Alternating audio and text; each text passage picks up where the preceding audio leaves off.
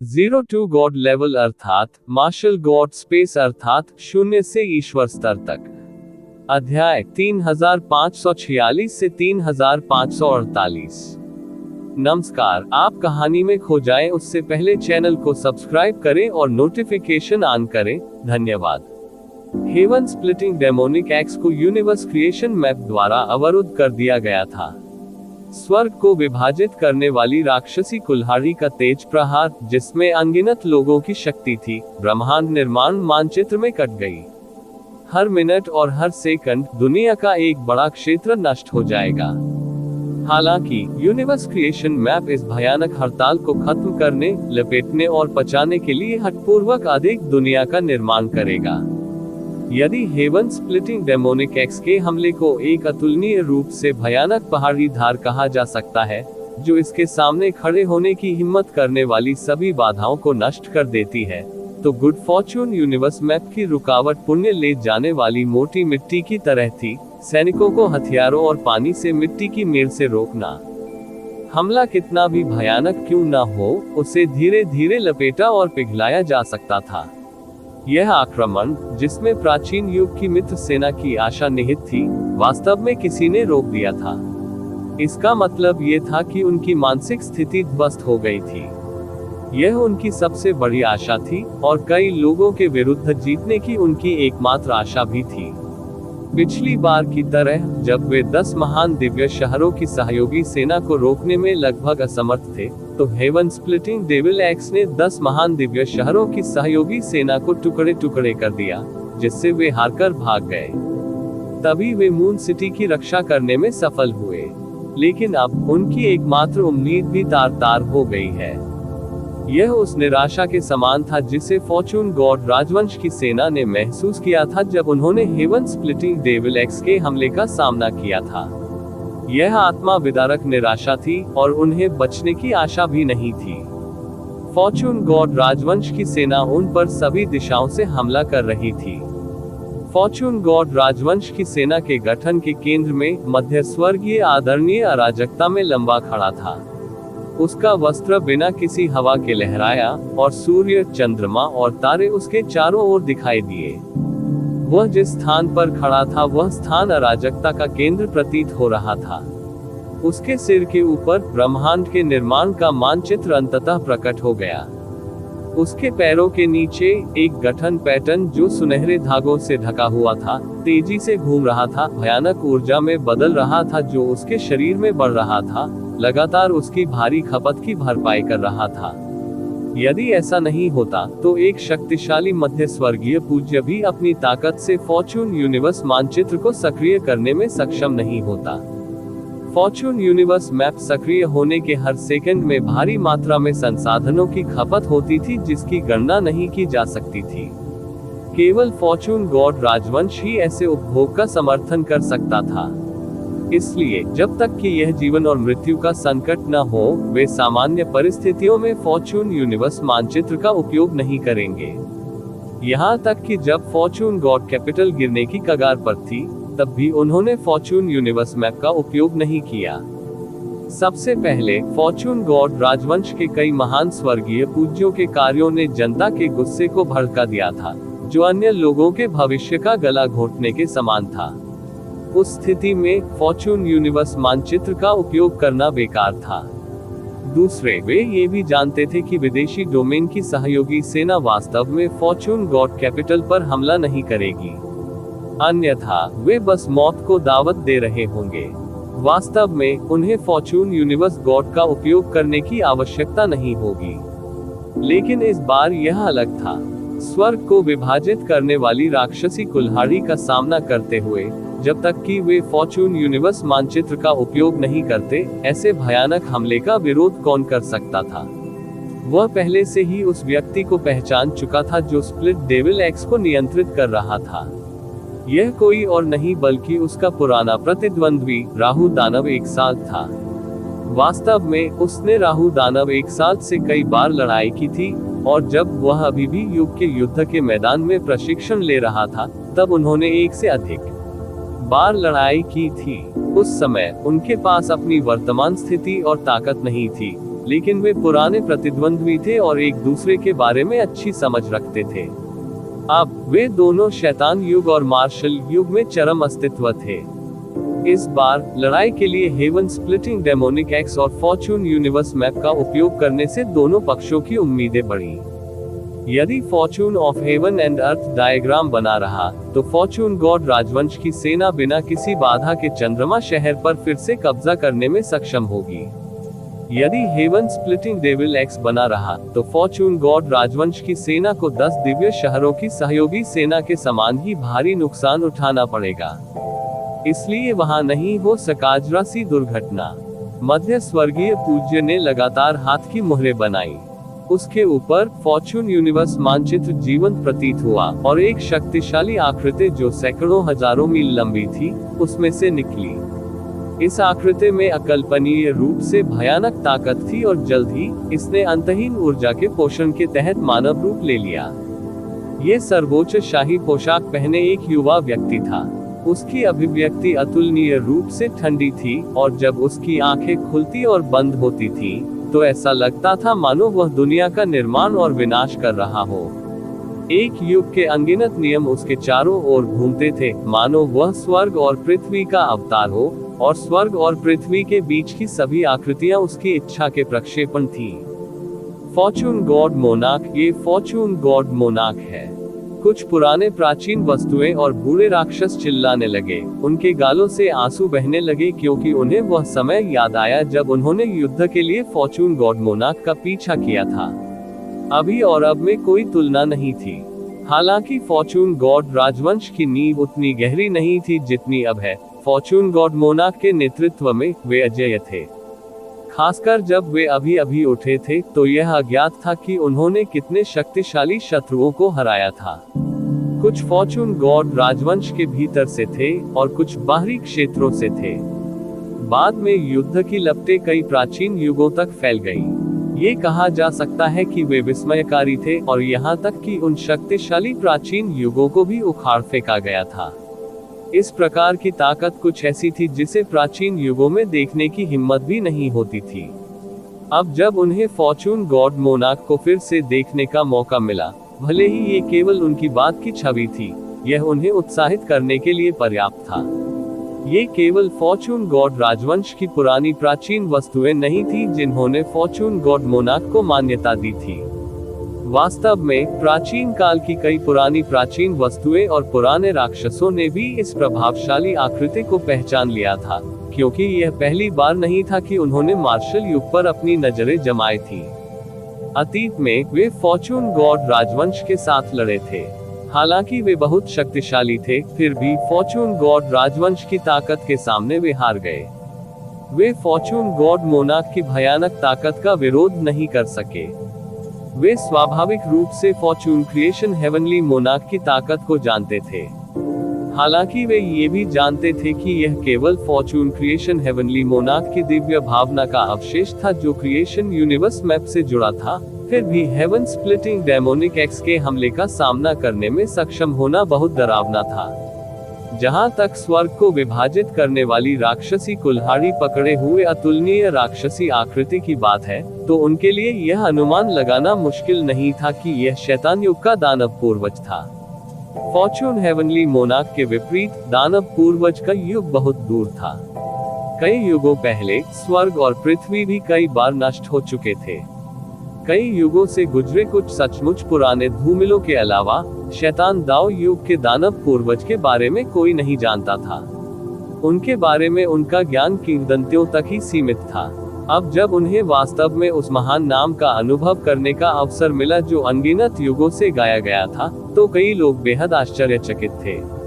वे दोनों अपने अपने युग के शीर्ष विशेषज्ञ थे और उनका नाम बार बार गाया जाना तय था।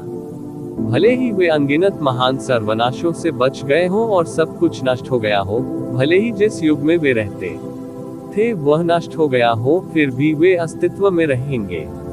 उनके नाम प्रत्येक जीवित प्राणी के मन में अंकित हो जाएंगे और पीढ़ी दर पीढ़ी उनके रक्त वंश में चले जाएंगे। इस स्तर के विशेषज्ञ का सामना करना आसान नहीं था। उनके बीच लड़ाई देखना तो दूर की बात थी। बहुत से लोग स्तब्ध रह गए, मानो वे कोई चमत्कार देख रहे हो। एक युग के नष्ट हो जाने के बाद भी वे शायद इस स्तर की लड़ाई नहीं देख पाएंगे। दोनों द्वारा छोड़े गए डोमिनेटर डाउ टूल्स के बीच टकराव पहले से ही बहुत भयावह था। फॉर्चून गॉड मोनार्क की अवशेष छाया फॉर्चून क्रिएशन यूनिवर्स स्क्रॉल को पकड़े हुए प्रकट हुई और हमला शुरू कर दिया। उसने सीधे अपनी हथेली पलट दी। तो क्या हुआ अगर यह फॉर्चून क्रिएशन यूनिवर्स पाम नहीं था? यह एक अद्वितीय मार्शल तकनीक थी जो लंबे समय से लुप्त हो गई थी। अब केवल ये ज़िवेन को ही यह सिखाया गया था और कोई भी इसके बारे में नहीं जानता था। वे केवल असहाय होकर ताड़ के नीचे आते हुए देखते रह गए। पूरी दुनिया का रंग बदल गया और प्रारंभिक अराजकता रुक गई। ये कुछ हेवन स्प्लिटिंग डेमोनिक एक्स के हमले जैसा था। यह उसी स्तर का बेहद भयानक हमला था और परिणामी शक्ति भी काफी समान लग रही थी। इस हमले को शुरू करने के लिए मध्य स्वर्गीय मास्टर को ऐसा लगा जैसे उसके शरीर की सारी जादुई शक्ति का उपयोग होने वाला था। इस समय वह कुछ हद तक समझ गया कि दानव आदरणीय लुओहो को कैसा महसूस हुआ। ये एहसास वाकई बहुत भयानक था। सौभाग्य से उसकी भस्म हुई जादुई शक्ति को फिर से भरने के लिए महान संरचना से ऊर्जा का निरंतर प्रवाह हो रहा था। हालांकि उसके लिए लंबे समय तक लड़ना असंभव था, इसलिए उसे कम समय में अपने प्रतिद्वंद्वी से छुटकारा पाना था और लड़ाई को जल्दी खत्म करना था। इस भयानक हथेली के सामने दानव पूर्वज की बची हुई छाया भी हिलने लगी और उसके हाथ में मौजूद स्वर्ग को विभाजित करने वाली राक्षसी कुल्हाड़ी भी कट गई। बूम! पूरा आकाश उबल रहा था और दो आकृतियों के टकराने से उत्पन्न सदमे तरंगों से अंतहीन मौलिक अराजकता भड़क उठी, जिससे राक्षसी लहरें बनी जिसने लगभग सब कुछ चकनाचूर कर दिया। दोनों पक्षों ने जानबूझकर नीचे की सेनाओं से परहेज किया। आखिरकार उनके अपने युग की सेनाएं थी। यदि दो आंकड़े नरसंहार शुरू करने वाले थे तो ये दोनों सेनाओं को नष्ट करने के लिए पर्याप्त होगा। इस प्रकार की शक्ति बहुत भयानक थी, इसलिए उन्हें भी सावधान रहना पड़ा। फिर भी इसने अभी भी कई लोगों के लिए एक भयानक दबाव पैदा किया है। कुछ लोग जो लड़ाई के बहुत करीब थे और उनके पास चकमा देने का समय नहीं था, वे मौके पर खून की धुंध में बदल गए और दो वसीयतों द्वारा भस्म हो गए। Boom boom boom! दोनों पक्ष प्रारंभिक अराजकता की गहराई तक लड़ते रहे। दो अद्वितीय सर्वोच्च खजानों ने आदिम अराजकता की गहराई में एक दूसरे पर हमला किया और यहाँ तक कि कुछ शक्तिशाली हस्तियों को भी आकर्षित किया, जिन्होंने कुछ कमजोर रुचि प्रकट की। ये दोनों सर्वोच्च खजाने थे और सामान्य लोग इन्हें देख भी नहीं सकते थे। इस समय ये देखकर कि दो भयानक आकृतियां दूर दूर तक लड़ रही थी, दोनों पक्षों ने राहत की सांस ली और लड़ना जारी रखा। इस समय ये ज़िवेन, जो शहर में था, को एक व्यक्ति ने रोका। वास्तव में यह आप ही हैं। आप क्या चाहते हैं? प्रतिवेदन लॉग इन करें। किसी भी खराब अनुवाद के बारे में हमें बताने के लिए टेक्स्ट का चयन करें और रिपोर्ट पर क्लिक करें। लेस देन पिछला सूचकांक, अगला ग्रेटर देन ये तुम हो। तुम क्या चाहते हो? ये ज़िवेन के सामने जो व्यक्ति आया वह कोई और नहीं बल्कि सुप्रीम बोन था। वह ये ज़िवेन के सामने खड़ा था। ये ज़िवेन की आंखें थोड़ी गरिमा में दिखने लगी।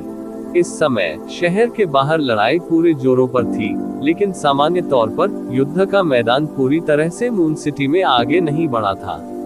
उसके घुसने का कारण स्वर्गीय क्रिस्टल सम्राट का पीछा करना था और ऐसा लगता था कि यह सर्वोच्च हड्डी बुरे इरादों के साथ आई थी। अगर यह कोई और समय होता तो ठीक होता, लेकिन ये ज़िवेन ने उसे नाराज कर दिया था। ये ज़िवेन के अवलोकन के आधार पर ये सुप्रीम बोन निश्चित रूप से एक उदार व्यक्ति नहीं था। वह निश्चित रूप से इसे जाने नहीं देगा और वह बुरे इरादे से आया होगा। हालांकि ये ज़िवेन ने इसकी परवाह नहीं की, क्योंकि हालांकि सुप्रीम बोन ने भी छठे दायरे में प्रवेश किया था, उनकी राय में उनके लिए कोई भी मौलिक खतरा पैदा करना असंभव था। हालांकि इस समय सुप्रीम बोन का दिखना अच्छा संकेत नहीं था। मून सिटी को जीतने के इस महत्वपूर्ण क्षण में इस तरह का आंतरिक कलह होना निश्चित रूप से अच्छी बात नहीं थी। इसके अलावा यह बाहर नहीं, बल्कि मून सिटी में ही था, जो पूरी तरह खतरे में था। एक अकेली सेना के दुश्मन के इलाके में काफी अंदर घुसने का नतीजा ये हुआ कि जंगल में एक पेड़ खड़ा हो गया। ये ज़िवेन मजबूत था, लेकिन ऐसा नहीं था कि वह हर चीज को नजरअंदाज कर सके। पिछली बार मून सिटी के सिटी लॉर्ड ने उसे लगभग मार ही डाला था, जिससे उसे अपनी जान बचाकर भागने पर मजबूर होना पड़ा। अब भी उसे यह बात अच्छी तरह याद है। बेशक मून सिटी लॉर्ड का अंत अच्छा नहीं हुआ, लेकिन ये ज़िवेन इतना लापरवाह व्यक्ति नहीं था। वह आसानी से ऐसे जोखिम लेने को तैयार नहीं थे। यदि संयोग से उसका सामना ये वुड एजियो ड्रैगन से नहीं हुआ होता, तो उसे नहीं पता होता कि उस समय उसे अपनी चोटों से उबरने में कितना समय लगेगा। वू जून, भले ही तुम्हें यहाँ चुपचाप मरना पड़े, मुझे डर है कि किसी को पता नहीं चलेगा। सुप्रीम बोन ने व्यंग्य किया और ये ज़िवेन की ओर देखा। सुप्रीम बोन, मुझे लगता है कि तुम जीने से थक गए हो। क्या तुम सच में सोचते हो कि मैं तुम्हें मारने की हिम्मत नहीं कर सकता क्योंकि हम एक ही शिविर में हैं, फॉर्च्यून गॉड राजवंश? तुम्हें लगता है कि तुम अपनी ताकत से मुझे मार डालोगे? आप अपने आप को जरूरत से ज्यादा आंक रहे हैं। हम दोनों छठे दायरे में हैं। आओ बात करें कि क्या तुम मेरी एक चाल का सामना कर सकते हो। चूंकि सुप्रीम बोन ने यहाँ उस पर घात लगाकर हमला करने का साहस किया, इसलिए उसे पीछे हटने की कोई जरूरत नहीं थी। ऐसा इसलिए था क्योंकि वह अच्छी तरह से जानता था कि यह चंद्रमा का शहर था। ये वास्तव में लंबे समय तक रहने की जगह नहीं थी। ये भी था खतरनाक। ये ज़िवेन जोर से चिल्लाया और बिना किसी हिचकिचाहट के सीधे उस पर हमला कर दिया। चूंकि सुप्रीम बोन ने यहाँ उस पर घात लगाने की हिम्मत की थी, इसलिए उसे पीछे हटने की कोई जरूरत नहीं थी। ये ज़िवेन ने एक कदम आगे बढ़ाया। एक क्षण में आकाश ढह गया और धरती फट गई। पूरा चंद्रमा शहर कांप उठा। उसके कदम से आसपास के प्राचीन युग की सहयोगी सेनाओं के कई अभिजात्य वर्ग को विपत्ति का सामना करना पड़ा। वे वहीं गिर पड़े और खून के गुबार में बदल गए। फिर ये ज़िवेन ने एक कदम उठाया और सुप्रीम बोन के सामने पहुंचे। उसके सुंदर काले बाल हवा में लहरा रहे थे। उनके पूरे शरीर की महत्वपूर्ण ऊर्जा और रक्त आकाश तक उड़ गया और युद्ध क्यूई में बदल गया, जिसने आकाश को भर दिया। दूर से देखने पर वह एक विशाल सूर्य की तरह लग रहा था, जो ऊपर आते ही स्वर्ग और पृथ्वी को जला सकता था। बूम! ये ज़िवेन ने अपनी मुट्ठी लहराई। एक पल में सूर्य, चंद्रमा और आकाशगंगा उसकी मुट्ठी में घूम गए। बढ़ती मुट्ठी की ऊर्जा विशाल आकाश में फैल गई, जिससे पूरा आकाश उत्तेजित हो गया। उसकी आभा बहुत अधिक प्रबल थी। जब यह एक पल में फैल गया, तो न जाने शहर में कितनी बाधाएं और संरचनाएं नष्ट हो गईं। इस मौके की ऊर्जा हवा में नाच रहे हरे ड्रैगन की तरह थी। ये हजारों मील लंबा था, तबाही मचा रहा था और विस्फोट कर रहा था। 81 हरे ड्रैगन हवा में नाच रहे थे और सूर्य और चंद्रमा को निगलते हुए सीधे सुप्रीम बोन की ओर गिरे। अच्छा नहीं है। सुप्रीम बोन को अचानक अपनी पीठ पर ठंडक महसूस हुई। इस भयानक शक्ति से उसका पूरा शरीर कांप उठा। ये बहुत भयावह था। ये ज़िवेन का हमला आसानी से छठे दायरे की सीमा को पार कर गया और 7वें दायरे के करीब पहुंच रहा था। ये वह पहली बार था जब उसने किसी ऐसे व्यक्ति को देखा था जो इतनी तीव्र ऊर्जा के साथ दायरे की सीमा को तोड़ सकता था। उसके सामने अनगिनत सुनहरी हड्डियां तुरंत प्रकट हुई और उसके सामने अवरुद्ध होकर एक विशाल ढाल की दीवार में बदल गई। टकराना! ये ज़िवेन की मुट्ठी की ऊर्जा सीधे ढाल की दीवार से टूट गई। ये ज़िवेन की पूरी बांह उसमें डूबी हुई थी और वह पहले से ही सुप्रीम बोन के सामने था। ये सुनहरी हड्डी की ढाल वाली दीवार ये ज़िवेन को बिल्कुल भी नहीं रोक सकी। ये केवल उसकी गतिविधियों को थोड़ा धीमा कर सकता है, बस इतना ही। हालांकि इतने कम समय में ही सुप्रीम बोन का आंकड़ा लगभग 100,000 मील दूर टेलीपोर्ट हो गया। तभी वह बमुश्किल इस मौके की भयानक मुट्ठी ऊर्जा से बच पाया। Tick tock, tick tock, tick tock. Supreme bone के माथे से खून टपकने लगा। हालांकि यह इस मौके की भयानक मौके की ऊर्जा से अधिक मजबूत था, फिर भी उसके माथे पर मौके का निशान दिखाई दे रहा था। उसकी खोपड़ी, जो उसके शरीर का सबसे कठोर हिस्सा थी, वास्तव में टूट गई थी। वह 1 इंच भी आगे नहीं बढ़ा, लेकिन उसकी आंखें डरावनी थीं।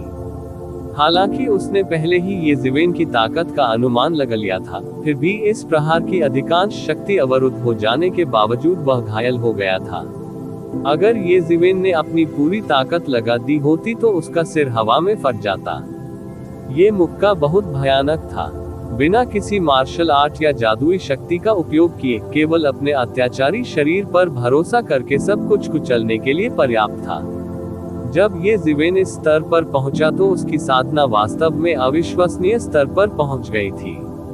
जब ये ज़िवेन एक झटके में सुप्रीम बोन को मारने में असफल रहा तो उसकी भौहें थोड़ी सी सिकुड़ गई। वह तुरंत समझ गया और सुप्रीम बोन की ओर देखते हुए बोला, आपने वास्तव में 7वें क्षेत्र में कदम रखा है। अभी उसकी ताकत के साथ केवल मृत्यु ही एक सामान्य 6ठे क्षेत्र विशेषज्ञ का इंतजार कर रही होगी। ये ज़िवेन की वर्तमान खेती के साथ वह मूल रूप से उसी क्षेत्र के लोगों के बीच अजेय था। 6ठे क्षेत्र में जो लोग उसके मुक्के का सामना कर सकते थे वे सभी प्रसिद्ध व्यक्ति थे। हाँ, मैंने सचमुच 7वें लोक में कदम रख दिया है। सुप्रीम बोन की आंखें अतुलनीय रूप से ठंडी थी। अब मैं समझ गया हूँ कि टोंग जून आपके हाथों क्यों मर गया। अपनी ताकत के साथ वह वास्तव में आपको रोकने में सक्षम नहीं था। ये ज़िवेन ने अपने होंठ मोड़े।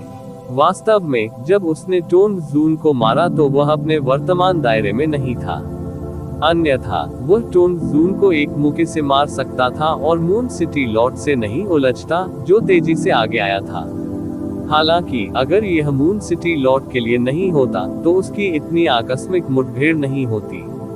ये कहा जा सकता है कि सब कुछ पूर्व निर्धारित था।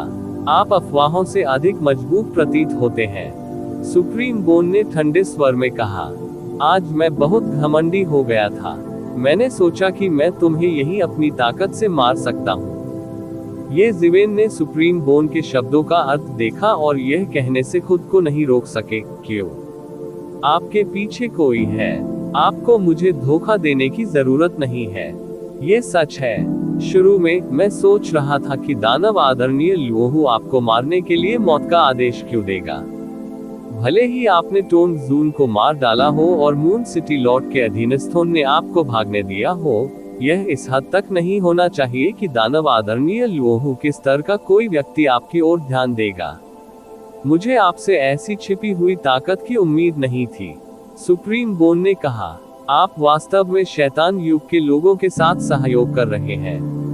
नहीं, अगर मैं गलत नहीं हूँ तो आपको शैतान युग द्वारा लगाया गया एक जासूस होना चाहिए। ये ज़िवेन ने तिरछी आंखों से कहा, लेकिन उसके अंदर एक बहुत ही खतरनाक रोशनी चमक उठी आंखें। हुआंग जियाओलोग अब कितना स्मार्ट था। वह लगभग तुरंत ही सभी प्रकार के निष्कर्ष निकालने में सक्षम थे। यदि डेविल दाओ युग ने केवल डेविल दाओ युग के साथ सहयोग किया होता तो इसे इस बिंदु तक नहीं पहुंचना चाहिए था। यदि शैतान दाओ युग उसे मारना चाहता तो इस समाचार का थोड़ा सा अंश भी उसे मारने के लिए पर्याप्त होता। न केवल फॉर्चून डिवाइन राजवंश द्वारा अनंत काल तक उसका शिकार किया जाएगा, बल्कि जिस संप्रदाय की उसने स्थापना की थी वह भी एक पल में नष्ट हो जाएगा। भले ही इस संप्रदाय का डेविल दाओ युग से कोई संबंध था या नहीं, फॉर्चून डिवाइन राजवंश उनके बीच इस तरह के छिपे खतरे को मौजूद नहीं होने देगा। भले ही उन्होंने अतीत में सहयोग किया हो, शैतान युग के लिए सुप्रीम बोन को उनके लिए काम करने के लिए मजबूर करना और उनका उपयोग करना असंभव था। ये बिल्कुल असंभव था। भले ही शैतान युग ने हर जगह इसकी घोषणा की हो, जब तक सुप्रीम बोन ने इसे स्वीकार नहीं किया, कोई भी उसके जैसे दिव्य गुरु के साथ कुछ नहीं कर सकता था। एक बार जब राक्षसी पथ युग ने ऐसा कर लिया, तो भविष्य में किसी के लिए भी उनके साथ सहयोग करना कठिन होगा। नियमों का पालन न करने वाले ऐसे व्यक्ति का कहीं भी स्वागत नहीं किया जाएगा। चूंकि सभी संभावनाएं समाप्त हो चुकी थी, शेष चाहे वह कितना भी अविश्वसनीय क्यों न हो, केवल सत्य ही हो सकता था। सुप्रीम बोन वास्तव में शैतान युग द्वारा लगाया गया एक जासूस था। केवल इस तरह से वह शैतान युग के आदेशों का पालन करेगा और ये ज़िवेन से निपटने के लिए खुद को उजागर करने का जोखिम उठाएगा। तुम बहुत होशियार हो, लेकिन फिर भी तुम मरने वाले हो। सुप्रीम बोन की आंखों से भयंकर हत्या का इरादा झलक रहा था।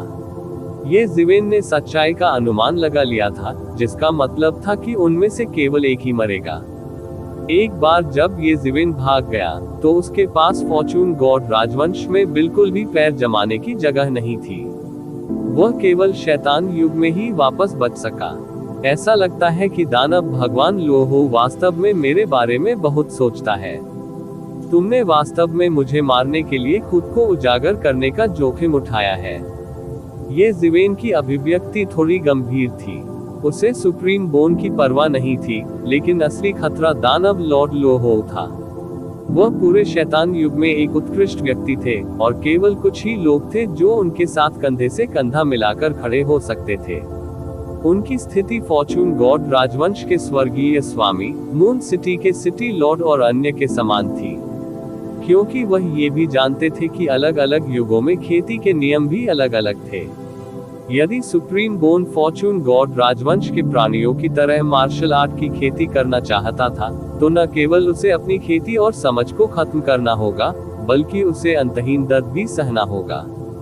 इसके अलावा शैतान युग को भी सभी को धोखा देने और उसे फॉर्चून गॉड राजवंश में भेजने के लिए एक बड़ी कीमत चुकानी होगी। उन्हें गुप्त रूप से उसकी खेती का समर्थन भी करना पड़ता था। सुप्रीम बोन के स्तर तक बढ़ने के लिए जिन संसाधनों की आवश्यकता थी, वे बिल्कुल अकल्पनीय थे। फॉर्चून गॉड राजवंश में भी विभिन्न प्राचीन युगों में जासूस दबे हुए थे, और सभी प्रकार के जासूस हर समय सक्रिय रहते थे। यदि वह बढ़ता रहा, तो भविष्य में फॉर्चून गॉड राजवंश का एक सच्चा उच्च स्तरीय अधिकारी बनना उसके लिए असंभव नहीं था। अब जब उसने खुद को ये जिवेन के लिए उजागर कर दिया था, तो ये कहा जा सकता है कि दानव लॉर्ड लोहो उसे बहुत महत्व देता था। ये शिवेन को अचानक महसूस हुआ कि उसके सिर पर तलवार लटक रही है, जो कभी भी गिर सकती है। लेकिन दानव लॉर्ड लोहो आपके बारे में बहुत ज्यादा सोचता है। क्या आपको लगता है कि आप मुझे रोक सकते हैं? ये जिवेन ने गर्व से कहा। इन बातों का पता लगाने के बाद उसे समझ आया कि सुप्रीम बोन उसे क्यों निशाना बना रहा था।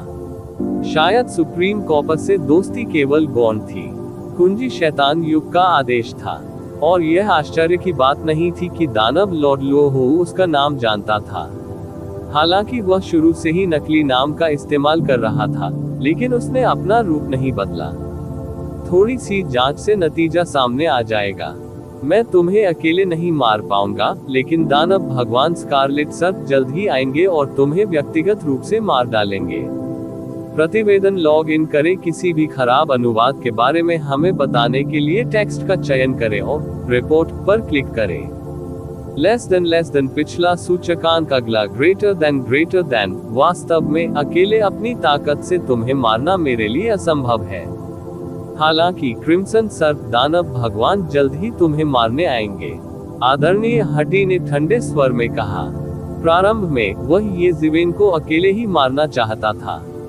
आखिरकार ये जिवेन छठे दायरे में लग रहा था, चाहे उसने इसे कैसे भी देखा हो। आदरणीय बोन की छिपी हुई शक्ति सातवें क्षेत्र में थी। वह पहले ही एक उच्च स्तरीय दिव्य गुरु के दायरे में कदम रख चुका था। हालांकि उन्हें यह उम्मीद नहीं थी कि वह ये जिवेन के बिल्कुल भी प्रतिद्वंद्वी नहीं थे। ये बस एक साधारण मुक्का था। यदि वह सातवें लोक की शक्ति से प्रस्फुटित न हुआ होता, तो उसका सिर चकनाचूर हो गया होता। इसलिए उसने ये जिवेन को अकेले मारने से लेकर ये जिवेन को रोकने तक की अपनी योजना को तुरंत समायोजित कर लिया। ये जिवेन बहुत भयानक था। हालांकि इस लड़ाई के बाद उसे पता था कि वह बेनकाब हो जाएगा। जब तक ये जिवेन ने कोई संदेश भेजा, वह उसे रोक नहीं पाएगा। जहां तक उनके द्वारा स्थापित संप्रदाय की बात है, तो संभावना थी कि वह अंत में मृत्यु से बच नहीं पाएगा और नष्ट हो जाएगा। इस बात से उसे स्वाभाविक रूप से व्यथित महसूस हुआ, लेकिन वह कुछ नहीं कर सका। जिस दिन से वह जासूस बना, ये सब लंबे समय से उसकी अपेक्षाओं के अनुरूप था। एकमात्र सवाल ये था कि उन्हें तुरुप के इक्के के रूप में कब इस्तेमाल किया जाएगा। हालांकि उन्हें उम्मीद नहीं थी कि उनके इस तुरुप के पत्ते का इस्तेमाल ये जिवेन से निपटने के लिए किया जाएगा। अंत में असली हत्यारा कदम अभी भी क्रिम्सन सर्प दानव भगवान पर निर्भर था। क्रिम्सन सरपेंट डेमन लॉर्ड के साथ येज़िवेन निश्चित रूप से मर जाएगा। हालांकि ऐसी खबर थी कि येज़िवेन और मून सिटी लॉर्ड दोनों घायल हो गए थे, उन्होंने इस पर विश्वास नहीं किया। ये कैसा मजाक था? मून सिटी लॉर्ड किस प्रकार का व्यक्ति था? हालांकि वह पहले ही 7वें क्षेत्र में कदम रख चुका था और एक उच्च स्तरीय स्वर्गीय आदरणीय था, फिर भी वह मून सिटी लॉर्ड से तुलनीय होने से बहुत दूर था। दोनों के बीच के अंतर की गणना तर्क से नहीं की जा सकी। मून सिटी लॉर्ड को उसे मारने के लिए अधिक प्रयास करने की आवश्यकता नहीं होगी। मून सिटी लॉर्ड के स्तर पर वह पहले से ही सभी स्वर्गीय मास्टर्स के शिखर पर खड़ा था। येज़िवेन 7वें दायरे में भी नहीं थे, हालांकि उसके पास 6ठे क्षेत्र से भी आगे निकलने की युद्ध शक्ति थी, बस इतना ही था। वह मून सिटी लॉर्ड से बहुत हीन था। Crimson serpent demon lord moon city lord के समान स्तर का व्यक्ति था। जब क्रिम्सन सर्प दानव भगवान व्यक्तिगत रूप से उसे मारने आए थे तो येज़िवेन कैसे बच सकते थे? हालांकि क्रिम्सन सर्प दानव भगवान वर्तमान में स्वर्ग को विभाजित करने वाली राक्षसी कुल्हाड़ी को नियंत्रित करने में दानव भगवान राहु की सहायता कर रहे थे। उसे भागने में कुछ समय लगेगा, अन्यथा उन्हें अपने इस तुरुप के पत्ते को उजागर करने की जरूरत नहीं पड़ती। हालांकि कोई दूसरा रास्ता नहीं था। ये जीवन में एक बार मिलने वाला अवसर था। जब येज़िवेन भाग निकले तो उनके लिए कोई कदम उठाना असंभव होगा। फिर भी उसे खुद को बेनकाब करने के लिए मजबूर करने के लिए येज़िवेन से अब भी उसे नाराजगी थी। निस्संदेह राक्षसी युग में साधना करना मार्शल युग में साधना करने जितना तेज नहीं होगा। आखिरकार मार्शल युग वर्तमान युग था, सबसे मजबूत। ये कई प्राचीन युगों को अपने आप में दबा सकता है। इसे स्वर्ग की इच्छा कहा जा सकता है। फॉर्चून गॉड राजवंश में घुसने से पहले सर्प दानव भगवान ने अनगिनत खतरों का अनुभव किया था। उसके द्वारा बनाए गए कानूनों और महान दाव को खत्म करना ही उसे मारने के लिए पर्याप्त था। एक ही समय में 100 से अधिक सम्राटों ने प्रयास किया, लेकिन वह एकमात्र ऐसा व्यक्ति था जो बच गया। इससे पता चला कि यह कितना कठिन था। फॉर्चून डिवाइन राजवंश में हुआंग शियाओलोग ने डेविल दाओ युग की तुलना में कई अधिक आकस्मिक अवसर प्राप्त किए थे। एक सम्राट क्षेत्र के सम्राट से वह एक उच्च स्तरीय स्वर्गीय आदरणीय बन गया था। यदि यह जारी रहा तो हुआंग शियाओलोग को मून सिटी लॉर्ड की तरह एक शिखर स्वर्गीय आदरणीय बनने का मौका मिल सकता है, जो एक अद्वितीय और अत्याचारी अस्तित्व था। कई युगों तक 9 स्वर्गों और 10 पृथ्वियों पर प्रभुत्व रहा, लेकिन अब येज़िवेन ने सब कुछ बर्बाद कर दिया था। इस लड़ाई के बाद जीत या हार की परवाह किए बिना वह केवल राक्षसी क्रिम्सन सर्प दानव भगवान के पास ही बच सका। भले ही उसके पास जो सीखा था उसे राक्षसी क्रिम्सन सर्प दानव भगवान में बदलने का एक तरीका था। राक्षसी क्रिम्सन सर्प दानव भगवान का स्वर्गीय दाव मार्शल क्रिम्सन सर्प दानव भगवान की तुलना में अधूरा था। ये चरम नहीं था। ऐसे हालात में उनका हर कदम बेहद मुश्किल था। कई प्राचीन युगों में कई स्वर्गीय गुरु एक युग के बाद भी अपनी साधना को एक स्तर तक आगे बढ़ाने में सक्षम नहीं हो सकते थे। अक्सर उनकी खेती वैसी ही होती जैसी महान सर्वनाश के दौरान होती थी। कई महान सर्वनाशों का अनुभव करने के बाद भी वे वैसे ही रहेंगे। ये बेहद कठिन था। यही कारण था कि उन स्वर्गीय गुरुओं ने ठीक से खेती नहीं की और वर्तमान युग पर हमला करने पर जोर दिया। केवल मार्शल क्रिम्सन सर्प दानव भगवान जैसे युग को नष्ट करके और मार्शल क्रिम्सन सर्प दानव प्रभु को अपने स्वर्गीय दाव के लिए बलिदान करके, अपने स्वयं के स्वर्गीय दाव को पूर्ण करके, तभी उनके लिए खेती करना आसान होगा। लेकिन यदि उनका अपना युग नष्ट हो गया तो ये एम्पायरियन उन मछलियों की तरह होंगे जिनका पानी खो गया है। अगर ये मछलियां स्पिरिट बन भी गईं तो बेकार होंगी। वे अपनी खेती में आगे नहीं बढ़ पाएंगे क्योंकि वहां कोई समुद्र नहीं होगा जो उन्हें समायोजित कर सके। केवल दूसरों पर भरोसा करके और नए समुद्र में एकीकृत होने का रास्ता खोजकर ही वे खेती जारी रख सकते हैं। यही मूल कारण था कि स्वर्गीय तावीज अमर येज़िवेन पर भरोसा करेगा, भले ही ऐसे अवसर के बदले में उन्हें सर्वोच्च पैतृक प्रतीक चिन्ह सौंपना पड़े। ये ज़िवेन की सुरक्षा के बिना वह मार्शल क्रिम्सन सर्प की मान्यता प्राप्त नहीं कर पाएगी। इसके अलावा वह गंभीर रूप से घायल हो गई थी। वह एक आवारा कुत्ते की तरह डर में जी रही होगी। हालांकि ये ज़िवेन पर भरोसा करने के बाद मार्शल क्रिम्सन सर्प ने स्पष्ट रूप से महसूस किया कि उसकी अस्वीकृति उतनी मजबूत नहीं थी जिससे उसे पानी में मछली की तरह रहने की अनुमति मिली। स्कारलेट सर्प दानव आदरणीय। ये ज़िवेन की अभिव्यक्ति तुरंत गंभीर हो गई।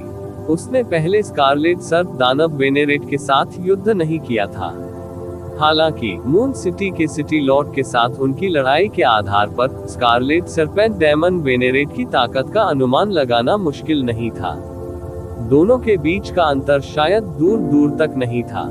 ये स्थान भी प्रारंभिक अराजकता की गहराई नहीं थी जहां उन्होंने मून सिटी के सिटी लॉर्ड के साथ लड़ाई की थी। यदि वह यहाँ युद्ध करेगा तो निश्चय ही मर जाएगा। इस मून सिटी में दानव वेनेरेट लोहो और स्कारलेट सर्प दानव वेनेरेट को राक्षसी युग में किले पर कब्जा करने के लिए जाना जाता था। अन्य प्राचीन युगों का उल्लेख नहीं किया गया है, हालांकि वे राक्षसी युग जितने मजबूत नहीं हो सकते हैं। प्रत्येक युग में हमेशा एक या दो ऐसे विशेषज्ञ होंगे। कुछ युग राक्षसी युग से कमतर नहीं थे और उनमें और भी अधिक विशेषज्ञ थे। ऐसे कहा जा सकता है कि यह मृत्युलोक था। यही कारण था कि ये ज़िवेन पीछे हट गया था जब उसे अचानक एहसास हुआ कि वह बहुत गहराई में चला गया था। यहाँ बहुत सारे विशेषज्ञ थे। यदि वह सर्वोच्च पैतृक प्रतीक को अपनी पूरी ताकत से भड़काने के लिए प्रेरित करता तो वह उनमें से किसी के भी खिलाफ लड़ सकता था। हालांकि अगर वह एक ही समय में कई विशेषज्ञों का सामना करता तो निस्संदेह उसकी मृत्यु हो जाती। अंत में वह अभी भी बहुत कमजोर था, नहीं तो उसका ऐसा अंत न होता। यदि उसके पास दानव वेनेरेट लोहो और स्कारलेट सर्प दानव वेनेरेट की खेती होती तो वह सर्वोच्च पैतृक प्रतीक के साथ स्वर्ग को विभाजित करने वाले दानव कुल्हाड़ी का भी विरोध कर सकता था। यहाँ तक कि उस जैसा कोई संप्रभु दाव उपकरण भी उसे मारने में सक्षम नहीं होगा। सर्वोच्च पैतृक प्रतीक एक मूल तावीज था जिसे तावीज पूर्वज ने परिष्कृत किया था। हालांकि यह सॉवरेन दाव टूल नहीं था, फिर भी ये बहुत दूर नहीं था। ये खुद को बचाने के लिए काफी था। हालांकि चाहे कुछ भी हो, उसे पहले सुप्रीम बोन को मारना था। अन्यथा जब स्कारलेट सर्प दानव वेनेरेट का आगमन हुआ तो परिणाम बिल्कुल अकल्पनीय होंगे। इस समय उसने फिर से सुप्रीम बोन की ओर देखा। उसकी आंखें हत्या के इरादे से भरी थी। सुप्रीम बोन ने भी ये देखा और तुरंत भड़क उठा। वह सबसे पहले आक्रमण करना चाहता था। ये ज़िवेन की ताकत बहुत भयानक थी। वह केवल छठे दायरे में था, हालांकि उसकी युद्ध शक्ति विस्फोट छठे दायरे से अधिक हो गया था। वह उससे डरे बिना नहीं रह सका। तुम मुझे मारना चाहते हो? सुप्रीम बोन दहाड़ उठा। उसके पूरे शरीर पर सुनहरी हड्डियां उगने लगी। जल्द ही ये हड्डियां संघनित होकर कवच बन गईं और उसकी रक्षा की। वह मूर्ख नहीं था। उसने देखा था कि कैसे ये ज़िवेन ने एक मुक्के से उसकी हड्डी की ढाल की दीवार को तोड़ दिया था। वह स्वाभाविक रूप से समझ गया कि ये ज़िवेन का भौतिक शरीर कितना भयानक था। इस संबंध में वह आमने सामने की लड़ाई नहीं करना चाहते थे। इसके तुरंत बाद उसने अपनी हथेली खोली। उसका मांस और खून धीरे धीरे खुल गया। फिर उसने भीतर से एक बोन ब्लेड निकाला और बेरहमी से काट दिया। एक पल में बोन ब्लेड ये ज़िवेन के सामने पहले ही कट चुका था। ये सब बहुत लंबा लग रहा था, लेकिन वास्तव में ये बहुत छोटा था। हालांकि ये कुछ ही क्षण में पूरा हो गया। ये ज़िवेन के सामने पहले ही फिसल चुका था। सुनहरी हड्डी तेजी से झरने की तरह ऊपर उड़ी, आकाश और पृथ्वी को ढांक लिया और सब कुछ नष्ट कर दिया। ये ज़िवेन को मात नहीं देनी थी। उसकी आंखों से अंतहीन हत्या के इरादे झलक रहे थे। एक दहाड़ के साथ उसके हाथ दो सुनहरे ड्रैगन की तरह फूट पड़े। उसकी मुट्ठियां पहाड़ की तरह टूटकर गिरी। बूम! एक तेज आवाज के साथ स्वर्ग और पृथ्वी ढह गए। कानूनों के अनगिनत उतार चढ़ाव फैले हुए हैं। निकट आने वाली प्राचीन युग की गठबंधन सेनाओं में से कई को मौके पर ही चूर्ण कर दिया गया। वे ऐसी लड़ाई में हिस्सा लेना चाहते थे, लेकिन फिर भी वे खुद को ज्यादा आंक रहे थे। टकराना। इस तेज आवाज के बाद एक और चटकने की आवाज आई। सुप्रीम बोन के हाथ का बोन ब्लेड सीधे टूट गया। ब्लेड का आधे से ज्यादा हिस्सा उड़ गया और ये ज़िवेन के मुके से टूट गया। सुप्रीम बोन की हथेली से खून बह रहा था। अभी अभी हुई टक्कर में उसके अंगूठे और तर्जनी के बीच का जाल टूट गया था। अचानक हर जगह हड्डियों के टुकड़े उड़ने लगे। सुप्रीम बोन की आंखें अत्यंत भयभीत भाव से चमक उठी। वह जानता था कि ये ज़िवेन का भौतिक शरीर बहुत भयानक था, इसलिए उसने ऊपर आते ही अस्थि कवच पहन लिया। हालांकि वह पहले एक्सचेंज में अभी भी घायल था। खून लगातार टपकता रहा, लेकिन सुप्रीम बोन को इसकी कोई परवाह नहीं थी। उसने रक्त को नीचे टपकने दिया और वह शीघ्र ही एक विशाल सुनहरे सागर में बदल गया। वह पृथ्वी विध्वंसक गति लेकर आया और ये ज़िवेन को मारने के लिए एक बार फिर उसकी ओर दौड़ा। इस विशाल सुनहरे सागर में सुप्रीम बोन की गति कई गुना तेज थी। वह इतना तेज था कि उसके हाथ में एक हड्डी वाला भाला आ गया। लंबा भाला विशाल आकाश में लहराया और ये ज़िवेन की ओर बढ़ा। वह ये ज़िवेन को पीट पीट कर मार डालना चाहता था। डांट, लेकिन एक और तेज आवाज थी। ये ज़िवेन ने वास्तव में इस झटके को अपने नंगे हाथों से पकड़ लिया। उसने बोन स्पीयर को अपने हाथ में पकड़ लिया और अचानक उसे पकड़ लिया। सुप्रीम बोन अनियंत्रित रूप से ये ज़िवेन की ओर उड़ गया। मैं तुम्हें एक मुके से नरक भेज दूंगा। ये ज़िवेन दहाड़ उठा। उसकी पांचों उंगलियां मुट्ठी में बंध गईं। उनकी उंगलियों के अंतराल से स्वर्णिम आध्यात्मिक शक्ति छलक रही थी। ये तूफान की तरह उछला और उड़ती हुई सुप्रीम बोन को तुरंत नष्ट कर दिया। बूम! तेज आवाज के साथ सुप्रीम बोन तुरंत उड़कर सैकड़ों किलोमीटर दूर जमीन से टकराए। उनका शरीर भी ऐंठ रहा था क्योंकि उनके सीने में एक बड़ा छेद हो गया था। ये ज़िवेन के मुके से नष्ट हो गया। प्रतिवेदन लॉग इन करें। किसी भी खराब अनुवाद के बारे में हमें बताने के लिए टेक्स्ट का चयन करें और रिपोर्ट पर क्लिक करें। लेस देन पिछला सूचकांक, अगला ग्रेटर देन। इसी प्रकार के अपडेट्स लेते रहने के लिए हमारे चैनल ऑडियो बुक्स 108 को सब्सक्राइब करें और नोटिफिकेशन ऑन करें। धन्यवाद।